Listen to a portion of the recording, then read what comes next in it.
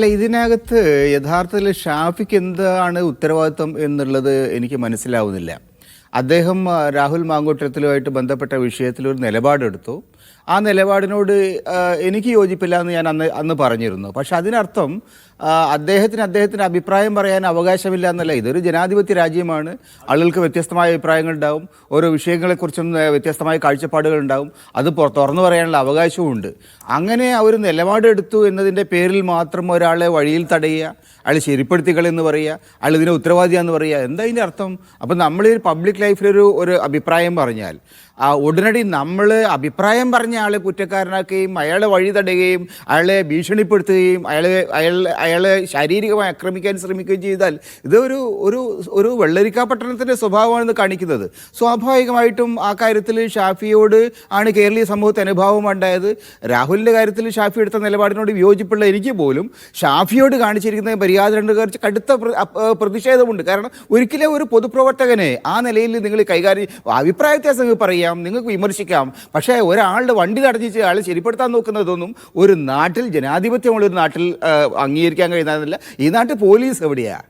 ഈ നാട്ടിലൊരു പോലീസ് സംവിധാനം ഉണ്ടായിരുന്നെങ്കിൽ, ഈ നാട്ടിലൊരു നീതി സംരക്ഷണം ഉണ്ടായിരുന്നെങ്കിൽ ഇത്തരത്തിലുള്ള സംഗതി അവിടെ നടക്കില്ലായിരുന്നു. പക്ഷെ അത് നടന്നു എന്നുള്ളത് തന്നെ പോലീസിനെ ഞങ്ങൾക്ക് ഇഷ്ടംപോലെ കൈകാര്യം ചെയ്യാം, പോലീസ് ഞങ്ങളെ കക്ഷത്താണ് എന്ന് ചില ആളുകൾ കരുതുന്നു. അവർക്ക് എന്തും ചെയ്യാം. പോലീസ് ഇദ്ദേഹത്തെ സന്ദർശിക്കാനൊക്കെ ശ്രമിക്കുന്നു. ഞാൻ ചോദിക്കുന്ന ഒരു ചോദ്യം, ഇപ്പം ഈ രാഹുൽ മാങ്കൂട്ടത്തിൻ്റെ പിഴവിന് രാഹുൽ മാങ്കൂട്ടത്തിൻ്റെ സന്തത സഹചാരിയോ അദ്ദേഹത്തിൻ്റെ എന്താ പറയുന്നത് ബിഗ് ബ്രദറോ അല്ലെങ്കിൽ ഗോഡ് ഫാദറോ ഒക്കെ ആയിട്ടുള്ള ഷാഫി പറമ്പിലും മറുപടി പറയേണ്ടതുണ്ട്, അല്ലെങ്കിൽ ഷാഫിയെയും നേരിടും എന്നൊരു നില ഒരു ഉന്നത ധാർമ്മിക നിലയിൽ നിന്ന് സ്വീകരിക്കുന്ന ഒന്നാണെന്ന് വേണമെങ്കിൽ വിചാരിക്കാമല്ലോ.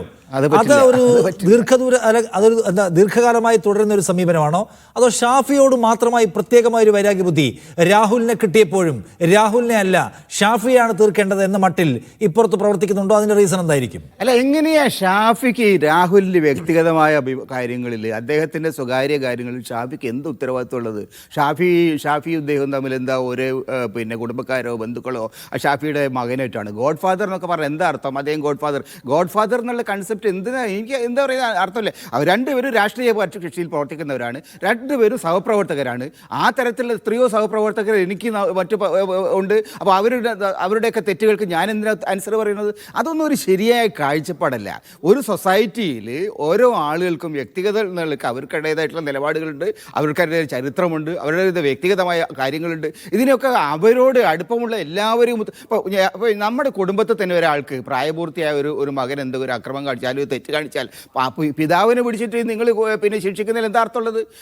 ചെറിയ കുട്ടികളാണ്, മൈനറായിട്ടുള്ള കുട്ടികളാണെങ്കിൽ നമുക്ക് അതിൻ്റെ ഉത്തരവാദിത്തമുണ്ട്, നമുക്ക് അവരെ നിയന്ത്രിക്കാനുള്ള ബാധ്യത. പക്ഷേ വലിയ കുട്ടികൾ, മുതിർന്ന കുട്ടികൾ എന്തെങ്കിലും വിഷമത്തിൽ ചെന്ന് ചാടിയാൽ പേരൻസിനെ വിളിച്ചിട്ട് ഭീഷണിപ്പെടുത്തുന്നതിൽ എന്താ അർത്ഥമുള്ളത്? ആ തരത്തിലുള്ളൊരു സമീപനം ഉണ്ടല്ലോ. ഇതൊരു വളരെ ഫ്യൂഡലായിട്ടുള്ള കാഴ്ചപ്പാടാണ്, ഒരു ജനാധിപത്യ സമൂഹത്തിൽ അംഗീകരിക്കാൻ കഴിയുന്നില്ല. അവിടെയാണ് പ്രശ്നം. ഞാൻ ചോദിച്ചേക്കുട്ടി, അത് ശരിയാണ്. അത് പറയുമ്പോൾ തന്നെയും എല്ലായ്പ്പോഴും അങ്ങനെ ഒരു നില അവരെടുത്തിട്ടില്ല.